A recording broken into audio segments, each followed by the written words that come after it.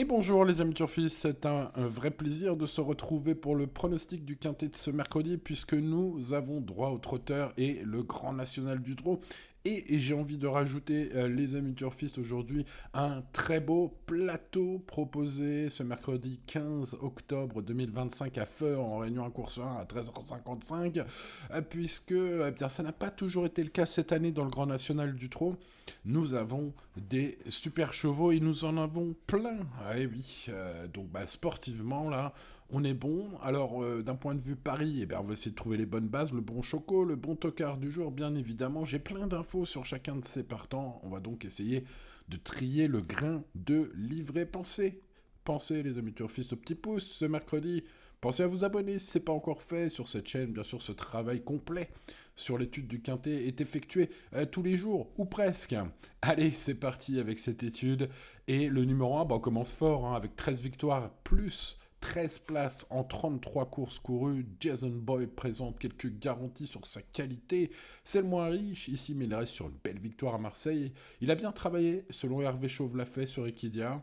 Bref, ce cheval de 6 ans seulement, fils de Saxo de Vendel, devrait accrocher une place dans le Quintet Plus gagnant. Alors, il y a un lot très relevé, c'est pas fait d'avance, mais si Quentin se débrouille bien aux manettes, ce 1 peut tout à fait participer à l'emballage final. On va le garder pour les places. On passe au numéro 2, Fed Revolt, sans être rayé totalement, cette fois déféré des 4. Ce cheval peut éventuellement viser une 5e place. Il n'est pas cuit, il a quelques bons classements parfois. Bon, il faudra pas mal de défaillances quand même, vu le plateau proposé, voilà, ça va être dur. Passons au numéro 3, Impérial Durabutin, qui est régulier, corde à gauche, il sera déféré, j'aime bien ses lignes récentes à Vincennes avec un certain Indy Dark.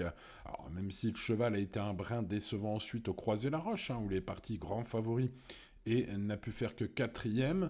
L'opposition est forte. Aujourd'hui, malgré tout cela, je pense qu'il peut lutter pour une place s'il a le bon parcours. Cette petite ligne, un ticket, vous me connaissez, j'ai quelques chouchous dans les pelotons, et voilà, il a bien couru derrière l'un d'entre eux, donc je vais le mettre dans mes champs réduits. Allez, on passe au numéro 4, Japlout Turgot, qui n'a pas eu le meilleur des parcours dans le prix Bernard Lequelec, derrière justement Impérial Durabutin, c'était tout récemment. Il peut mieux faire et prendre sa revanche s'il a un bon parcours. Son entourage, sachez-le, a visé ce GNT depuis un moment. D'ailleurs, sur Génicourt, j'ai senti Mathieu Abrivard assez chaud pour le podium aujourd'hui. Ouh là là, ça pourrait être un joli choco, ce numéro 4. Passons au numéro 5, Géant Sartois sur la montante cette saison. Il semble en forme, il aime les courses rythmées. Ça devrait être le cas ce mercredi, avec pas mal de chevaux au premier poteau et pas mal de chevaux au premier poteau plutôt offensif. Donc avec un déroulement fluide, une place est possible. J'en ai préféré d'autres que ce Géant Sartois, mais il fait partie évidemment des chevaux qu'on ne peut pas rayer du tout. Allez, on passe aussi à Sarid Sassi, auteur d'un étonnant comeback en septembre, ce numéro 6 semble bien revenir en ce moment. Alors face à une telle opposition, ce sera pour une petite place. Voilà, il faudra qu'il progresse encore. Je vais lui mettre une toute petite note de méfiance à ce numéro 6. Le lot est trop relevé pour le garder. En tout cas sur un ticket pas trop long, quoi. Passons au numéro 7, Implora Mosin, gagnant en tongue et en serviette de plage dans le prix Christian Rochouz. C'était à Lyon-Paris dernièrement. Le cheval a affiché une forme étincelante lors de cette rentrée. Le cheval est en tête au premier poteau. Je pense que c'est un placé tout à fait probant. Voilà. Il avait couru une fois dans le GNT. C'était, on fait le papier, les amis, sur Pronoturf. C'était en 2024 et c'était un superbe accessite d'honneur. J'ai l'impression que vu qu'il est au top pour ce mercredi, il faut s'en méfier fortement. Passons au numéro 8, Heliossi, qui est sur la montante et très près, selon Sébastien Hardy, que j'ai senti quand même confiant pour une place dans les colonnes de génie. Bon, écoutez, l'engagement est bon, mais le lot est trop fort, j'ai envie de dire comme d'habitude pour Heliossi à ce niveau. Bon, on l'a vu la dernière fois, par contre, quand il y a des défaillances, c'est le premier à tirer son chapeau, à tirer les marrons du feu. Donc voilà, ça avait marché il y a quelques temps, après ça n'a plus marché. La dernière fois ça a marché, est-ce que ça va marcher aujourd'hui? Bon, si vous êtes chanceux ou si vous avez de la place encore sur vos tickets. Ce numéro 8 vous intéressera pour un bout de ticket. On passe au numéro 9, Hadès de Liton. Quelle carrière, quelle forme, incroyable. 9 victoires faciles de suite. C'est du toute beauté, comme on dit. Alors, je trouve quand même que l'opposition aujourd'hui est redoutable. Hein. Voilà, donc ce numéro 9, Hadès de Liton, il sera très joué. Évidemment, son entourage l'aime beaucoup. C'est montré très confiant. Mais il y a du beau monde, hein, comme on dit. Donc là, j'ai l'impression que cette fois, c'est mon impression liée au papier, les amis, hein, et à ces lignes. Voilà, que si ces limites sont encore inconnues, là, aujourd'hui, il affronte des gros poissons. Hein, donc, on va voir ce que ça va donner. Bon, bien sûr, sur un ticket logique, on mettra ce 9, mais je vais pas le prendre en base. J'ai préféré prendre en base le 10 Indigir, qui est parti à 2 contre 1 dans le quintet référence. Hein. Je rappelle qu'Indigir, c'est le leader du classement général de ce GNT, tranquillement, hein, d'ailleurs. La dernière fois, il était parti à 2 contre 1, il a fait le petit tour, hein, donc voilà. Bon, bref, il n'a pas pris dur, je pense, ce jour-là. Marc Sassier est de nouveau très confiant, espérons que Ndigir fasse sa course cette fois, si tel est le cas. Il pourrait bien se racheter, ce 10.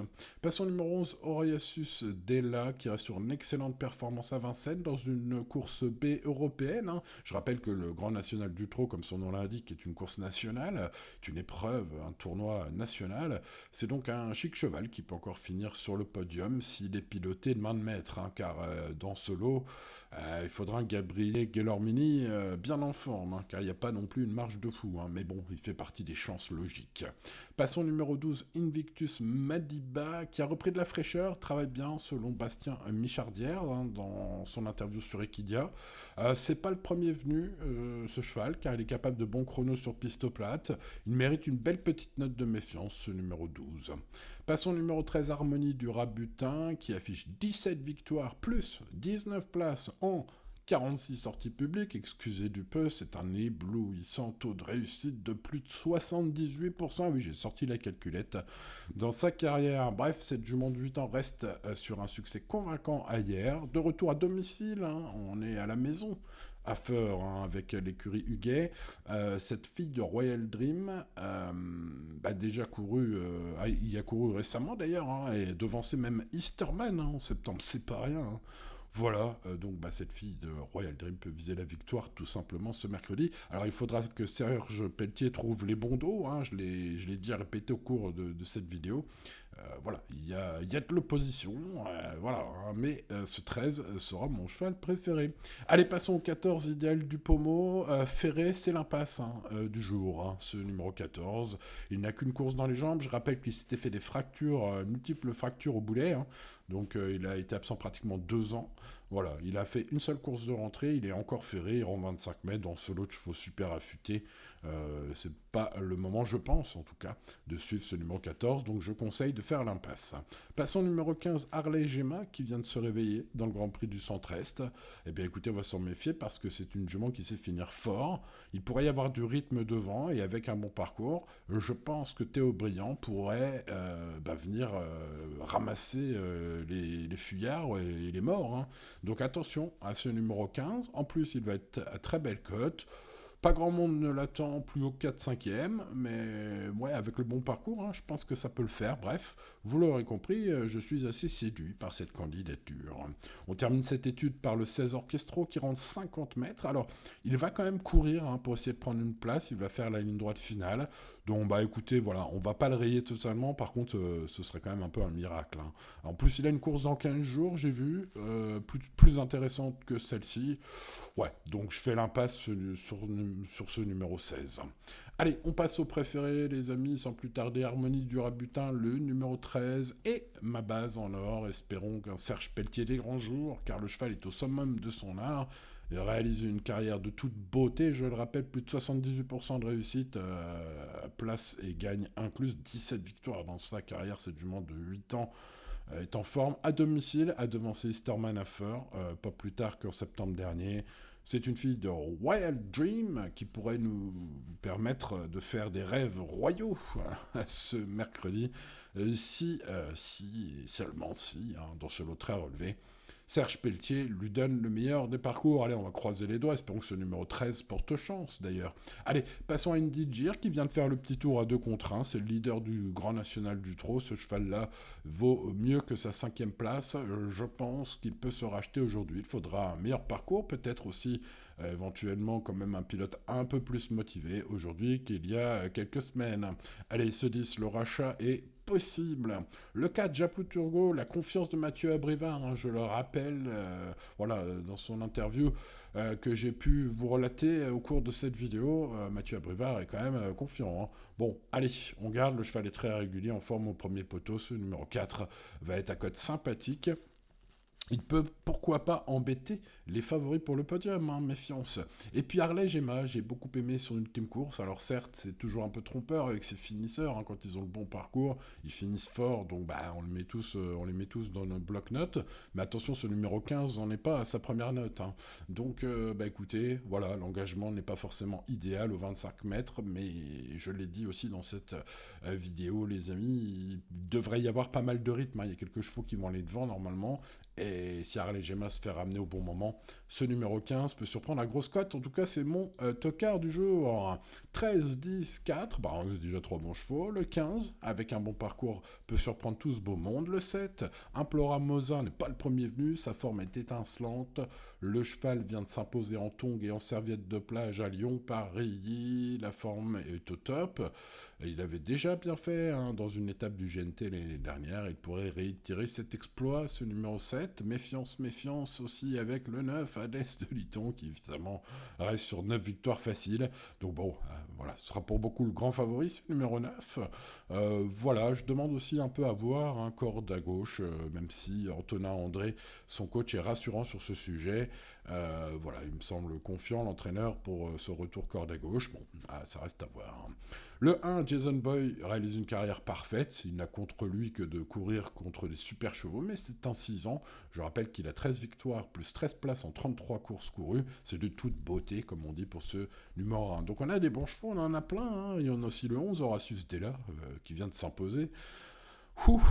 Dans une baie européenne à Vincennes, hein. Donc on est vraiment sur un super lot d'un point de vue sportif. Il va falloir trouver les bonnes bases. J'espère avoir fait les bons choix. Les amis turfistes et vous avoir aidé. Derrière, il y a évidemment quelques regrets, parmi lesquels je ne citerai que Impérial du Rabutin, le numéro 3, qui, je rappelle, est la ligne gagnante sur le 4, hein, Japlou Turgot, même si ce jour-là, le 4 a eu un mauvais parcours. Je pense que le 4 va prendre sa revanche aujourd'hui sur ce numéro 3, mais les faits sont les faits, il l'a devancé. Hein. Donc voilà, méfiance quand même pour des champs réduits, bien sûr. Vous voyez, l'indice de confiance, j'ai envie de dire pour une étape du Grand National du Trot, est pas si élevé que ça, 6 sur 10, c'est pas mal quand même. Bref, vous l'aurez compris, on va faire comme tous les jours, on va jouer responsablement et tout ira bien. Allez les amis turfistes, il ne me reste plus qu'à vous souhaiter bonne chance pour ce mercredi. J'espère avoir été assez complet sur les infos que je vous ai transmises. Pour le reste, ça se passe bien sûr sur mon service VIP, sur mon site internet. Je vous dis à demain pour ce qui est des vidéos, bien sûr, pour le quintet de jeudi. Donc les amis turfistes. Allez, bonne chance à vous et à demain pour de nouvelles aventures. C'était Simon. Ciao, ciao.